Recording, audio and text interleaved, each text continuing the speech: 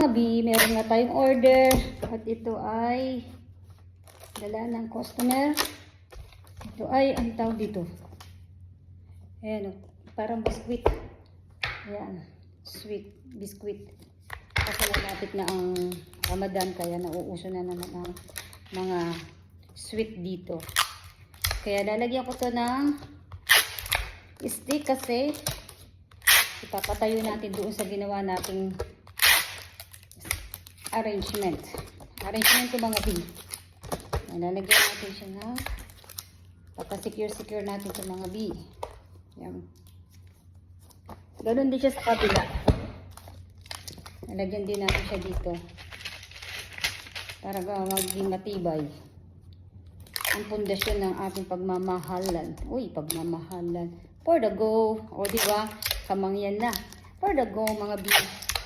Salamat! Mga B, ganito rin ba kayo mag-scotch tape? Kung ganito kayo mag-scotch tape, pwedeng comment down below naman dyan.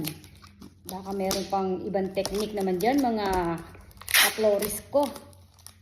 Ayan. For today's video, pagkadami-damihan natin kasi medyo mabigat-bigat to. Hindi natin siya pwedeng... Yung isa, dadagdagan din natin mga B. Ayan siya kalalabasan niya mga B. B, ang kalalabasan niya parang ganyan, o diba? Parang plaka. Lalagyan ko siya dito para hindi siya gumulong-gulong. Hindi secure siya. Pero lagyan pa natin siya kasi medyo mabigat yung lata ni Madam. Para siyang oops, wait lang. Hihiga ka na naman eh. Antok na daw siya.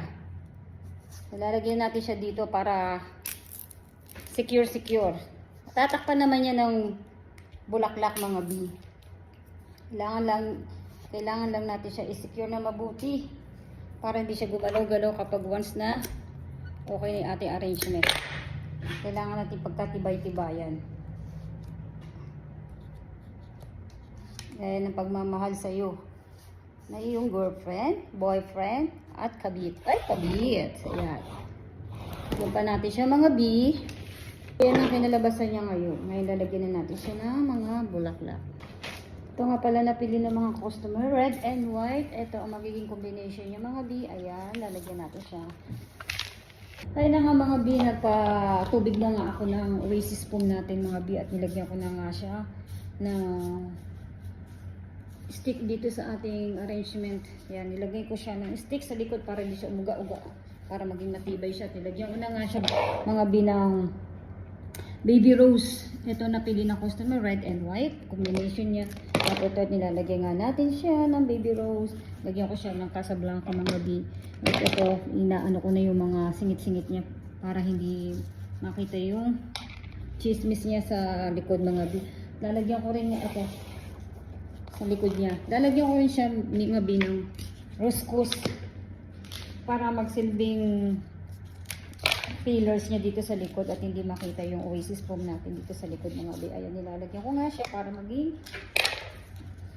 clear yung likod niya, hindi masasabing foam makikita sa likod niya mga B.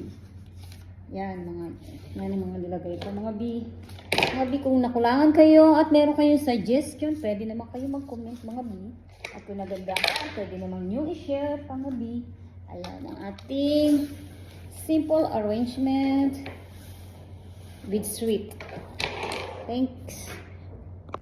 Ayan mga B, ang ating finished product for today order. Kung nagustuhan nyo mga B, pwede kayo mag-comment kung meron kayong suggestion at nakulangan kayo sa aking arrangement. Pwede naman kayo mag-comment. Thank you. God bless. Share and like.